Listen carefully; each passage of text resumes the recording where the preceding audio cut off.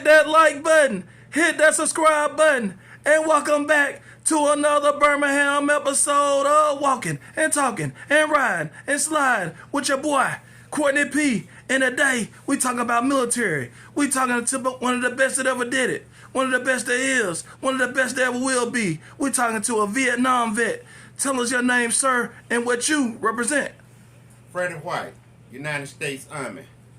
And so, Mr. Freddie, tell them about the Vietnam War. You know, I'm 43 years old, and, you know, I don't know a lot about Vietnam outside of what I read in social studies books. So tell everybody, you know, the people a little bit younger than me, people a little bit younger than you that don't know a lot about Vietnam, let them know about the Vietnam War and how long you were there.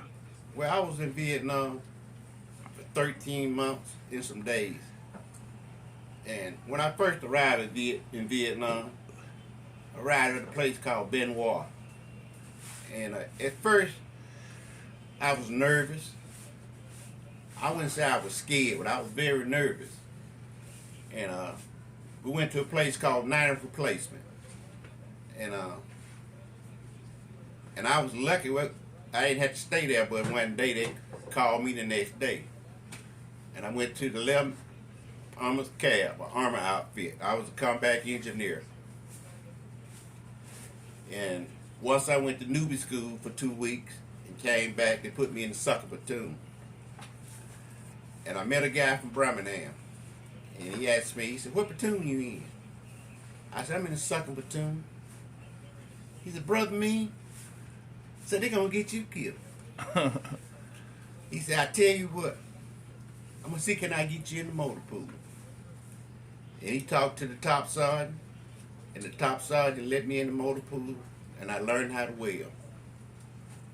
And then from then on, I was pretty much on my own because they broke the company up and left me in charge of doing all the welding on base. So let me ask you this, Mr. Freddie. Obviously, a lot of people survive, you know, Vietnam. Some people didn't survive. You know, what would you tell any young person that's thinking about getting into the military now? Obviously, we got Ukraine, Russia war. You know, we've had other wars. You know, a lot of stuff that's going on, you know, with different countries and with their differences or whatever. Would you advise a young person to get in the military and maybe some lessons you learned from being in the military? Yes, because you get a lot of benefit from being in the service. You go GI Bill, go to school, learn a trade in the service.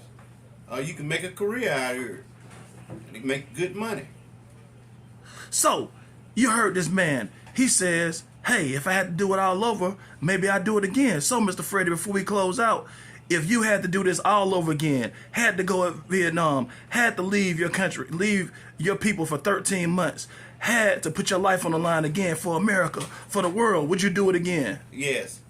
So, like we say all the time, we got a true soldier. We got a Vietnam vet. Thanks for walking and talking and riding and sliding again and again and again with your boy, Courtney P., a Vietnam vet, Mr. Freddie, one of the best there is, one of the best that was, one of the best that will be. God bless America and happy Thanksgiving again and again and again. Thanks for walking and talking and riding and sliding with your boy, Courtney P.